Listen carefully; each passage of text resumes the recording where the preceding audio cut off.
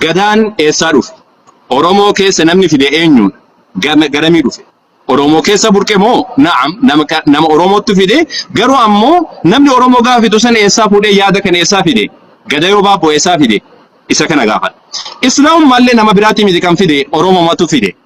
Kiristinnaa hoo eenyutu Oromootti hin gale? Eenyutu Oromootti hin gale? Kama Oromootu anatu kiristaana ta'e jedheetiin dhufeen.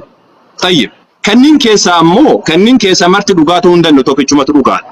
Kana keessa ammoo Islaamummaan dhugaadha jennee wayita dubbannu nuti ragaa qabatama ragaa uf danda'aa fi kan waan hundaan guutame qabata kirri nan qabne osoo carraa nu kenname sirriitti ibsuu dandeenya. Tayyib. Kiristaanni waan ufiidha wakkalan. Garuu ammoo ammaanii ka wajjin haasa'u jiru waaqeffataa waan ta'eef jecha waaqeffataanii fakkeenyaaf amma sirna ittiin bulmaataa keessatti safuuni qaba dhugaadha.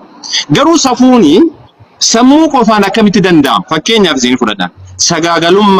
Sagaagalummaanii amantii Islaamummaa keessatti dhoowwamaadha. Kiristinnaa keessatti illee dhoowwamaadha. Namni dalageef dalaguu dhabeedhaan. Amma sammuu waaqeffataa keessatti illee safuu jedhamee bakka itti dhoowwamu jira, bakka itti faarfamu jira. Sagaagalummaa kana dhoowwuudhaaf fakkeenyaaf Oromoon yookaan nama waaqeffataa maal irratti hirkateetiin dhoowwa? Rabbitu isa dhoowwisiise moo sagaagalummaan akka sammuutitti waan gaariidha? Akka sammuutitti. Laakiin rabbitu wanni kun waan badaadha jedheetiin namatti himee nama irraa nama dhoowwa. Farshoo dhuguun waan gaariidha miti. Rabbitu irraa nama dhoowwa. Akka sammuutitti ammoo waan gaariidha. Sammuu qofaan yoo deeme akka waaqeffataa kan sammuu qofaan yoo deemani garam nama geessa gara tokko nama hin geessu jechuudha. Safuun illee guutamuu hin danda'u. Aadaan illee guutamuu hin danda'u yoo rabbiin nama qarqaaree karaa rabbiitiin deeme malee. Garuu ammoo karaa rabbii sun isa kam kan jedhu isa saniif ammoo karaa rabbii san barbaaduun qorannoo guddaa barbaada. Isa kana irratti haasa'uun hin danda'ama jechuudha. Kan biraadha ammoo fakkeenyaaf amma wanni dubbatu jiru wanni kumaan dubbate keessaa amantiin gubbaadhaa dhufe hin jiru amantii hundi isaa tuyyuu namatti uummatee kan jiru kun kijiba ifa galaadha. Amantiin tokkichuma kan rabbiin buuse. Amantiin lama hin jiru. Amantiin tokko jechuun ammoo rabbiin inni nama uumu kan namni hundi isaatu beeku rabbiin inni nama uume saniif ajajamu. Islaama jechuun illee jechi kun jechi Islaama jedhu waan biraati miti. Rabbiif ajajamu. Rabbiif ajajamu kana rabbiin buuse. Kiristaan illee rabbiif ajajamaa jirra jedhee karaa ofiidhaa bocateen deemu jira. Tayyib. Islaam akka musliimaatti yoo dhufte ammoo rabbiif ajajamna jedhee Qur'aana rabbiitiin bulutti jira.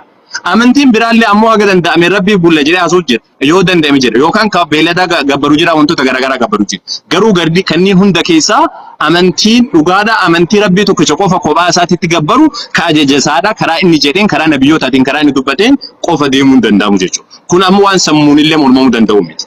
Waaqeffataan ammoo waan kanarratti ijannoo maal qabaa kan jedhu ifaadha. Waan kanarratti fakkeenyaaf amma waan namni uummatee kan jedhu kun ufiitii sammuu ufii keessatti ragaa uummatanii ragaa namarratti bahu. Fakkeenyaaf ani muslimni yoo rabbi biraa bu'ee jedhe ragaa ani qabu nagaafachuu qaba malee ufii isaati yaada mataa isaa keessaa burqisiisee karaa namatu ufii uummate yoo jedhe sirriidhaan. Kiristaanallee fakkeenyaaf rabbi biraa bu'ee yoo jedhe kiristaanni isa gaafachuu qaba malee ani macaa wannaa keessaa fuudheetiin eenyu kana ragaa mee ati naa kenni jedhaan malee ragaa ati qabdu naa kenni jedhaan malee ufii kiyyaa uummadhee ka'ee erga sanii sirratti fe'a yoo jedhame sun hin ta'u. Garuu ammoo kan godhamu qabu ragaa nagaafachuu. Rabbi biraa bu'uu keessatti maal ragaa qabdaati musliim? Rabbi biraa bu'uu keessatti maal ragaa qabdaati kiristaan? Waaqeffataan silaa'uu rabbi biraan buune san irratti walii gallee jira. Kanaafuu wantoonni kunniin waan akka malee eeggatamuu qabu. Kanarratti ammoo waaqeffataan garigarii yeroo garigarii daangaa dabruutu jira. Maqaa sabboonummaatiin akkam godhanii maqaa Oromoon dur irraa kaasee waaqeffannaa irratti jiraatu. Waaqeffannaa kan jedhamu akkamitti Oromoon dur irraa kaasee akkanatti irra jiraatu? Waaqeffannaan waan guyyaa keessa dhufeeti. Waaqeffannaan dur irraa kaasee zamana meeqa irraa kaasee kan jedhu isa sammee naa kennuu nam danda'u yoo jiraate naa kenname. Waaqeffannaan guyyaa keessa kan dhufe gadaa wajjin sirna gadaa wajjin wal qabate qaalluu wajjin sirna qaalluu wajjin wal qabateeti karaa qaalluutiin dhufe jedhanii abboonni keenya nutti himaa nu barsiisan. Tayyib waaqeffannaa akaalatti waaqeffatantu jira. Isa kanarratti ammoo waaqeffannaan kunillee kan jalqabe karaa qaalluutiin namootatu fide namootatu jalqabe namootatu akkaataa kana waaqeffadhaa jedheetiin dubbate. Waan kana ammoo kanatu namatu kaase namni kaasuun ammoo ansiree garuu ammoo islaamummaan namatu kaase jedheen karaa nabi Muhammad irraa miti. Nabi Muhammad waan jedhe irratti osoo hin taane waan rabbiin nabi Muhammad itti hime irratti ijaarama malee. Kanaafuu waan kanarratti of eeggannoon godhamuu qaba. Anamma waaqeffannaa qeequudhaaf illee miti guddaa. Waaqeffannaan amantii kiyya jedhee itti jiraate isaaf ta'u ta'e isaaf ta'u baatullee dhiise sun waan isaati. Garuu ammoo amantii ufiidhaa yoo qabatee jedhe rakkoodhaa miti. Atau garuu ammoo ani yoo akka islaamummaatti fakkeenya islaamummaatti yaamuudhaaf jecha isa amansiisuu danda'a. Amma bakka kana kan dhiibu jiru ijoollee musliimaadhaa ijoollee waaqeffannaa fakkeenyaaf wanni akka irreechaa faatii wantoonni biraadhaa wanni aadaa godhameetiin kaluu kana fidan. Inni garuu amantiidha. Aadaa godhamee waan fidame kana keessa makamutu nu rakkisu jira malee. Isa kana keessatti ammoo namni of eeggannaan deemuu barbaachisaa. Irreechallee haa ta'u wantoota biraallee haa ta'u amantiidha. Waaqeffannaadha. Waaqeffannaa waaqa tokkichaa waaqa garaa garbaadha tokkicha maqaa dhibbaa kan jedhamu isa san waaqessanidha. Inni sun eenyu kan jedhu sun waan biraa waan haasawan. Waliigalatti isa kana. Amma isa kana irratti geessee jiraanii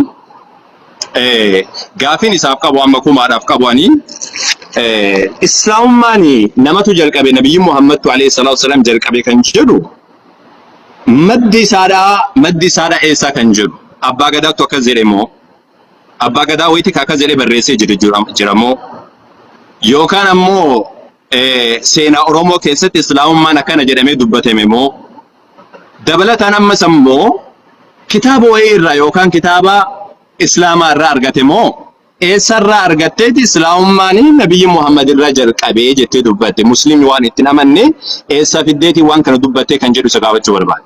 Jechuun ragaan nuti gaafannu immoo ragaa qabatamaa ragaa gadi dhaabbataa ragaafanna.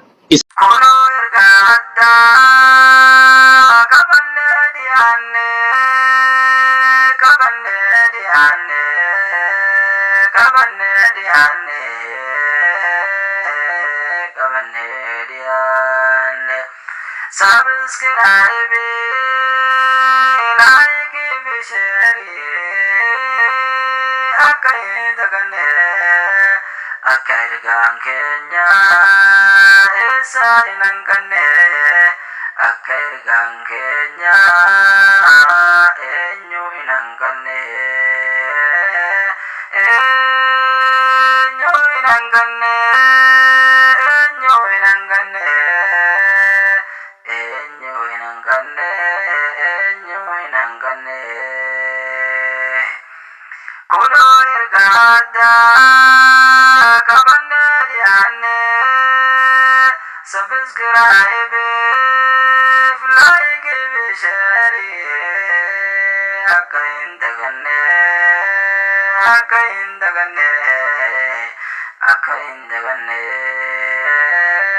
akaindagane